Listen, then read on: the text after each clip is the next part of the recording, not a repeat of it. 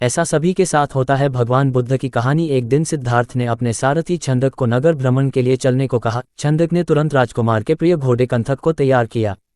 उस पर राजकुमार को सवार कराकर वह नगर भ्रमण के लिए चल पड़ा। राजा शुद्धोधन ने ऐसा प्रबंध कराया था कि राजकुमार को मार्ग में कोई करुणाजनक दृश्य दिखाई न दे, ताकि उसके मन में विरक्ति की भावना उत्पन्न न हो।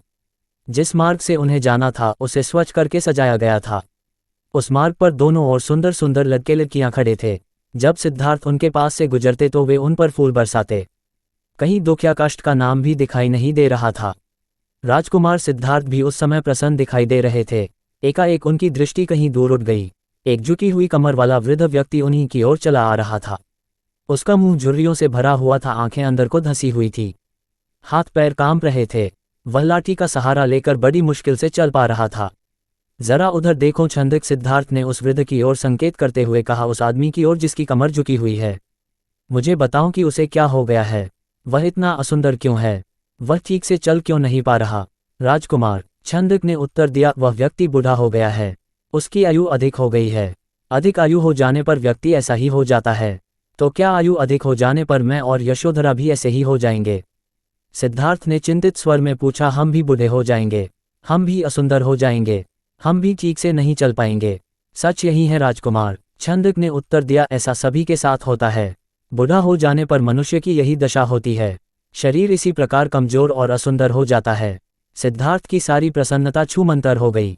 उन्होंने छंदक को महल लौट चलने की आज्ञा दी। जब सिद्धार्थ अपने महल पहुंचे तो उन्होंने यशोधरा को अपनी प्रतीक्षा करते हुए पाया। उन्हें उदास देखकर यशोधरा ने पूछा, क्या बात है स्वामी, क्या आप थक गए हैं? नहीं यशोधरा, सिद्धार्थ ने एक लंबी सांस लेकर उत्तर दिया, मैं थका हुआ नहीं हूँ। बात यह है कि आज मैंने एक ऐसे व्यक्ति को देखा जो बहुत कमजोर था। उसका पूरा शरीर कांप रहा था, उसकी आंखें झुकी हुई थी और वह सुंदर हो गया था। छंदक कहता है, वह बूढ़ा हो चुका है। बूढ़ा हो जाने पर ऐसा ही होता है। ये देखकर मेरा मन उदास हो गया। इस प्रकार तो मेरी दशा भी आगे चलकर ऐसी ही हो जाएगी। आप व्यर्थ ही दुखी हो रहे हैं। यशोधरा ने कहा, छोड़िए इस बात को, आप अपने मनोरंजन कक्ष में जाइए, पिताजी ने आपके मनोरंजन के लिए खास नर्तकी और गायिका को बुलाया है। आप वहां जाकर मनोरंजन कीजिए, आपकी सारी उदासी दूर हो जाएगी। यशोधरा की बात मानकर सिद्धार्थ मनोरंजन कक्ष में चले गए। वहां नर्तकी और गायिका ने अपनी कला का भरपूर प्रदर्शन किया। उन्होंने सिद्धार्थ की उदासी को दूर करने का पूरा प्रयास किया, लेकिन सिद्धार्थ की उदासी दूर न हुई। उनकी आंखों के सामने रह रहकर वही वृद्ध व्यक्ति घूम रहा था जिसे उसने मार्ग में देखा था। वह बार बार यह सोच रहा था कि क्या बूढ़ा होने से बचने का कोई उपाय नहीं है। कुछ दिनों बाद अचानक सिद्धार्थ ने पुनः भ्रमण की इच्छा व्यक्त की। इस बार छंदक एक रथ सजाकर ले आया। रथ पर सवार होकर सिद्धार्थ पुनः नगर की ओर भ्रमण की ओर चल पड़े। इस बार छंदक पूरा प्रयास कर रहा था कि राजकुमार को कोई करुणाजनक दृश्य दिखाई न दे, लेकिन जो होना होता है वह होकर ही रहता है। मार्ग में सिद्धार्थ को एक रोगी व्यक्ति दिखाई दिया। वह रोग के कारण कराह रहा था। सिद्धार्थ ने तत्काल रथ रुकवाया और छंदक से पूछा, इसे क्या हो गया है, यह इस प्रकार कराह क्यों रहा है? राजकुमार, छंदक ने उत्तर दिया, इसे रोग ने घेर रखा है। ये रोग के कष्ट को सहन नहीं कर पा रहा, इसी कारण कराह रहा है। परंतु इसे रोग ने क्यों घेर लिया? सिद्धार्थ ने आश्चर्य से पूछा। छंदक ने उत्तर दिया, रोग तो बड़े बड़े स्वस्थ व्यक्तियों को भी घेर लेता है, उन्हें भी रुला देता है। इसमें आश्चर्य की कोई बात नहीं है। अपने जीवन काल में कोई न कोई रोग लगभग प्रत्येक व्यक्ति को हो जाता है। ओह, सिद्धार्थ बड़बड़ाए, तो रोग भी मनुष्य को कष्ट पहुंचाते हैं। इनसे भी मनुष्य नहीं बच सकता, मैं भी नहीं बच सकूंगा। जब मुझे भी कोई रोग हो जाएगा तो मैं इसी तरह दर्द से कराहूंगा। छंदक ने रथ को आगे बढ़ाया। थोड़ा आगे चलने पर सिद्धार्थ को एक शव यात्रा जाती हुई दिखाई दी। उन्होंने पुनः छंदक से प्रश्न किया, ये कैसा दृश्य है? 4 व्यक्ति अपने कंधों पर किसे लेकर जा रहे हैं? इनके पीछे कुछ लोग रोते हुए क्यों जा रहे हैं? राजकुमार, छंदक ने उत्तर दिया, ये व्यक्ति मर गया है, ये चारों इसके संबंधी है। ये इसके शव को उठाकर शमशान में ले जा रहे हैं। जो पीछे पीछे रोते हुए जा रहे हैं वे इसके कुटुंब के लोग हैं। शमशान में इस मृतक शरीर को जला दिया जाएगा। ये व्यक्ति मर क्यों गया? सिद्धार्थ ने अगला प्रश्न किया। छंदक ने कहा, मृत्यु इस संसार का एक अटल सत्य है। मृत्यु ने आज तक किसी को नहीं छोड़ा। कोई भी व्यक्ति किसी भी समय मर सकता है। ये सुनकर सिद्धार्थ का दिमाग घूम गया। वह ठंडी सांस लेकर सोचने लगे, क्या इसी को जीवन कहते हैं, जिसमें मनुष्य को तरह तरह के रोग घेर लेते हैं, जिसमें कभी भी मृत्यु का आगमन हो सकता है। मनुष्य जब बूढ़ा हो जाता है तो वह दुर्बल और असहाय हो जाता है। उसके शरीर को जलाकर भस्म कर दिया जाता है। क्या जीवन के इन भयानक दुखों से छुटकारा नहीं मिल सकता? इसका कोई तो उपाय होगा। सिद्धार्थ मन ही मन ऐसा सोच रहे थे कि तभी उन्हें एक सन्यासी दिखाई दिया। उसने भगवा वेश धारण कर रखा था। साधना और तपस्या के कारण उसका मुखमंडल चमक रहा था। उसके होंठ मुस्कुरा रहे थे। सिद्धार्थ को वह संसार का सबसे प्रसन्न व्यक्ति दिखाई दिया। उन्होंने पूछा, छंदक ये स्वस्थ और तेजस्वी व्यक्ति कौन है? छंदक ने उत्तर दिया, यह एक सन्यासी है। इसने संसार के सभी सुख त्याग रखे हैं। इसने संयम द्वारा अपनी इंद्रियों को वश में कर रखा है। यह अपने ईश्वर की तपस्या साधना करता है, इसलिए ये स्वस्थ, निरोग व सुंदर है। तपस्या के कारण ही इसका मुखमंडल चमक रहा है। सिद्धार्थ को जैसे अपने सभी प्रश्नों के उत्तर मिल गए। वह एकदम शांत हो गए। उस सन्यासी के दर्शन मात्र से ही उसके मन का सारा क्लेश दूर हो गया। उसने मन ही मन सोचा, रोग, बुढ़ापा तथा जन्म मरण के कष्ट से छुटकारा पाने का उपाय संयम, त्याग तथा तपस्या है। जीवन का सार सत्य की खोज करना है। संसार के सभी सुख नकली है। मैं अब इन झूठे सुखों में नहीं फंसूंगा। मैं उस तेजस्वी सन्यासी की तरह बनूंगा। रथ अपने पूरे वेग से दौड़ता रहा और उससे भी अधिक वेग से दौड़ता रहा सिद्धार्थ का मन। उसे बार बार उस सन्यासी का ध्यान आता था।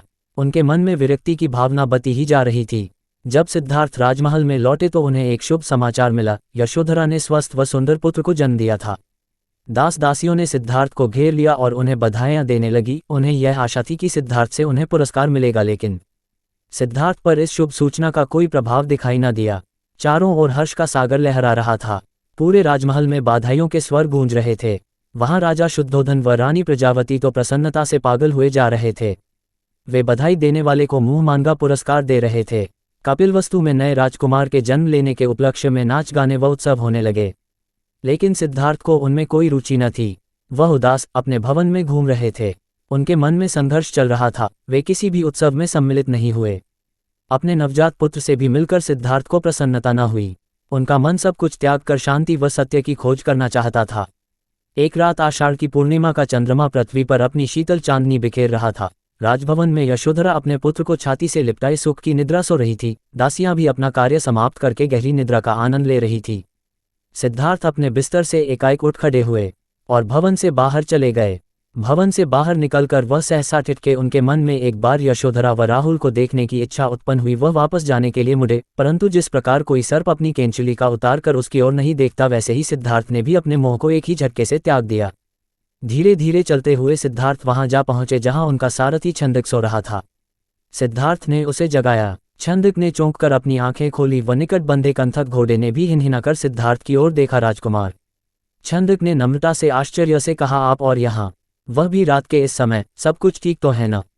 छंदक, सिद्धार्थ ने आदेश दिया, तुरंत रथ तैयार करो। मैं इसी समय राजभवन से बाहर जाना चाहता हूँ। छंदक ने ध्यानपूर्वक सिद्धार्थ की ओर देखा। वह कुछ पूछना चाहता था, परंतु पूछने का साहस न कर सका। रथ को तैयार करके वह सिद्धार्थ के निकट ले आया। सिद्धार्थ रथ पर सवार हुए तथा छंदक को नगर से बाहर वन की ओर चलने के लिए कहा। चारों ओर गहरा अंधकार था। वहां सन्नाटा छाया हुआ था। जंगली जीव जंतुओं की आवाजें कभी कभी सन्नाटे को भंग कर देती। वातावरण बहुत डरावना हो जाता। घने जंगल के निकट सदैवत ने छंदक को रथ रोकने का आदेश दिया। रथ रुकते ही सिद्धार्थ नीचे उतर आए। सामने ही यमुना नदी अपने पूरे वेग से बह रही थी। उस समय वे अनुप्रिय नामक स्थान के निकट खड़े थे। सिद्धार्थ ने अपनी राजसी वेशभूषा उतार दी। साथ ही उन्होंने एक एक करके अपने आभूषण भी उतार दिए। अपने वस्त्र व आभूषण उन्होंने छंदक को दे दिए तथा लौट जाने का आदेश दिया। छंदक सिद्धार्थ के पैरों में गिरकर फुट फूट कर रोने लगा। वह हाथ जोड़कर कहने लगा, यह आप क्या कर रहे हैं राजकुमार? जब आपके माताजी व पिताजी को आपके सन्यासी बन जाने की बात का पता चलेगा तो उन पर दुखों का पहाड़ टूट पड़ेगा। रानी यशोधरा पर क्या बीतेगी? आप अपना निर्णय बदल लीजिए। मेरे साथ राजमहल लौट चलिए। नहीं छंदक, सिद्धार्थ ने सुंदर व सुगंधित बालों को काटकर कहा, मैं अब नहीं लौटूंगा। मैंने सोच विचार करके ही यह निर्णय लिया है। मैं सत्य व ज्ञान का मार्ग खोजना चाहता हूँ, जिससे मानव शांति पा सके। तुम आंसू पोंछ लो और राजभवन लौट जाओ। छंदक को सिद्धार्थ की आज्ञा का पालन करना पड़ा। उसने सिद्धार्थ का चरण स्पर्श किए, उनके कीमती वस्त्रों व आभूषणों को रथ में रखा और कपिलवस्तु की ओर चल पड़ा। जिस समय छंदक राजभवन में लौटा, सुबह का प्रकाश चारों ओर फैल चुका था। राजा शुद्धोधन बाग में भ्रमण कर रहे थे। जब उन्होंने सिद्धार्थ का खाली रथ देखा तो उनके माथे पर बल पड़ गए। उन्होंने क्रोध से छंद की ओर देखा और पूछा, तुम बिना बताए सिद्धार्थ का कहाँ ले गए थे? वह इस समय कहाँ है? छंदक ने रोते हुए वह पूरी बात बता दी। फिर रथ से सिद्धार्थ के कीमती वस्त्र व आभूषण लाकर उन्हें सौंप दिए। शुद्धोधन उन वस्त्र आभूषणों को छाती से लिपटाकर फूट फूट कर रोने लगे। उन्होंने कहा, विद्वान पंडितों व ज्योतिषियों की भविष्यवाणी आज सच हो गई। मेरा बेटा संसार के सभी सुखों को ठुकराकर सन्यासी बनने चला गया। रानी प्रजावती को जब इस बात की सूचना मिली तो वह पछाड़ खाकर गिर पड़ी। जब यशोधरा तो पता चला तो वह भी इस बात को सहन न कर सकी। वह विलाप करने लगी, है स्वामी, तुम बिना कहे ही घर छोड़कर चले गए, मुझसे कम से कम एक बार मिल तो लेते। क्या मैं इस योग्य भी? गए मुझसे कम से कम एक बार मिल तो लेते। क्या मैं इस योग्य भी नहीं थी? क्या तुम्हें अपने छोटे से पुत्र का भी धन नहीं आया? कम से कम उससे तो मिलकर जाते। इसके बाद यशोधरा ने भी राजसी वेशभूषा उतार फेंकी। केवल सुहाग चिन्हों को छोड़कर उसने सभी आभूषणों का त्याग कर दिया।